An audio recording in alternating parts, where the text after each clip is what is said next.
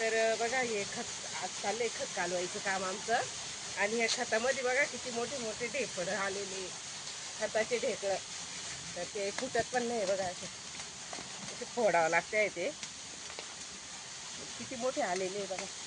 आणि हे ना 20-20-0-14 ना, आणि 13 20-20-13. 20-20-13. तर हे कसं चालू आहे 20-20-13 आले का. तर हे 20-20-13 बाबा किती मोठे मोठे ढेपड आलेले हे. तर काही इतके निब्बर आहे ना, फुटत पण नाहीये. तर चाललं मी अशीच फोडती हाताने.